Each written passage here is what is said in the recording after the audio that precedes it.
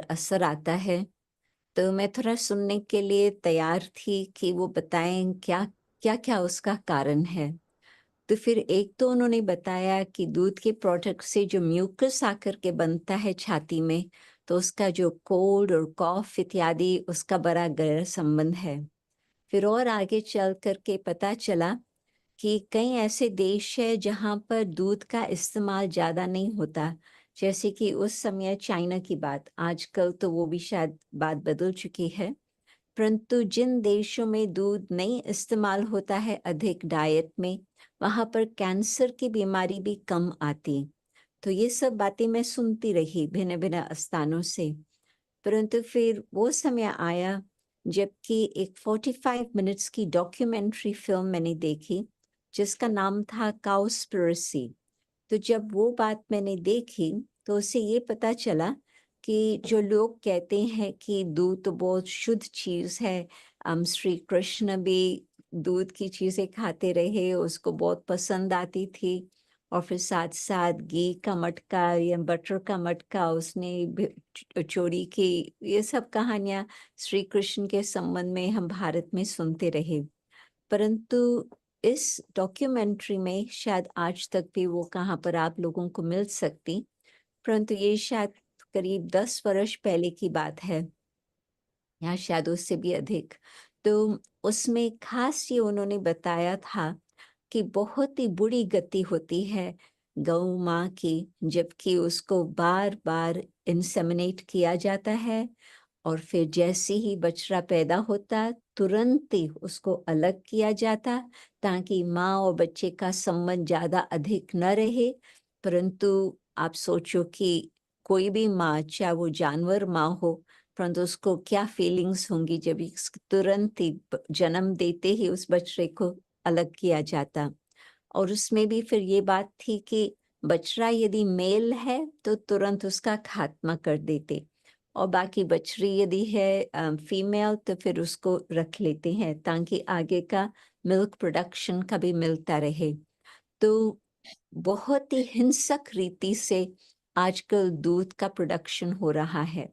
कहीं फिर मुझे कहते हैं नहीं, नहीं, नहीं भारत में ऐसे नहीं है। मैं नहीं मानती। कारण स्टैटिस्टिक्स ये बताती है कि जहाँ पर डेयरी प्रोडक्शन है, कहाँ न कहाँ नज़दीक पर मीट प्रोडक्शन भी अधिक चलती रहती है।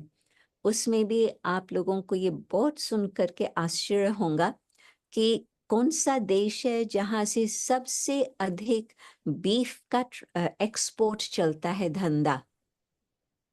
भारत। आप सोच सकते हैं? जहाँ पर इतना गौ माता के लिए लोग हैरान होते हैं और उसी देश से बीफ प्रोडक्शन मैक्सिमम चल रहा है विश्व के हिसाब से।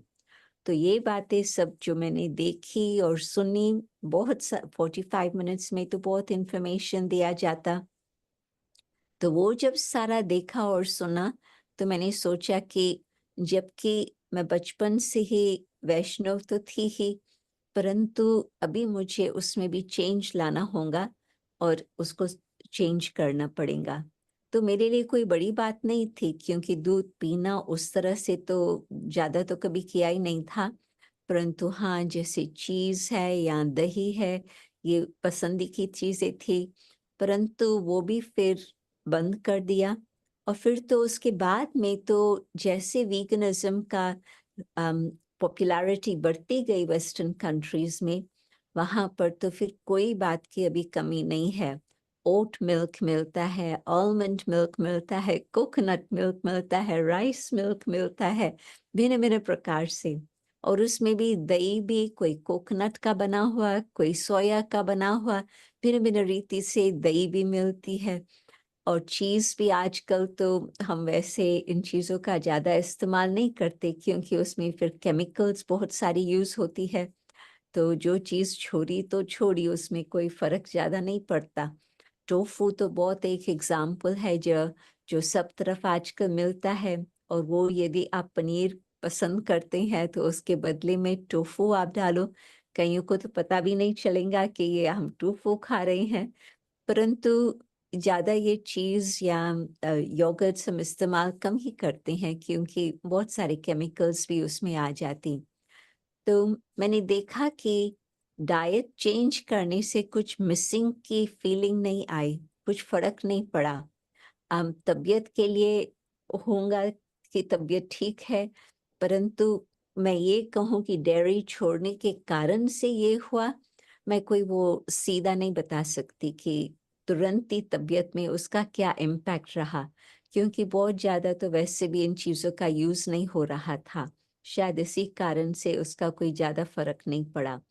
परंतु ये तो मैं कहेंगी कि मानसिक वृत्ति में जो हम ये सोचते हैं कि हम बिल्कुल अहिंसा परमो धर्म, आप सोचो आदि सनातन देवी देवता धर्म के लिए ये एक विशेष गायन आता है, अहिंसा परमो धर्म। तो हम कहाँ तक इस बात को स्वीकार करके उस अनुसार हम कर रहे हैं, वो हर एक को देखना होगा।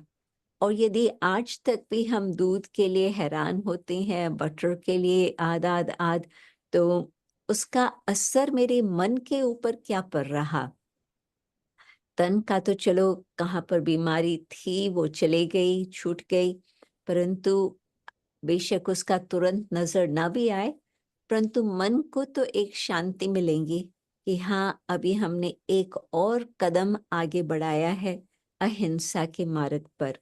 तो मुझे लगता है कि जितना इस बात का भारत में प्रचार होगा और खास करके ब्रह्मा कुमारी इसमें, तो उसका फ़ायदा ही है। बाकी यदि एनवायरनमेंट के हिसाब से हम सोचें, उसमें भी जो डेयरी प्रोडक्शन और मीट प्रोडक्शन है, उसका बहुत सारा ग्रीन हाउस गैसेस की बात आती है। जो मीथेन गैया के पेट में जमा होती फिर वो निकालते हैं, तो मीथेन गैस जो कार्बन डाइऑक्साइड से भी खतरनाक है, उसका बहुत टन्स का हिसाब है जो हवा में फैलता है।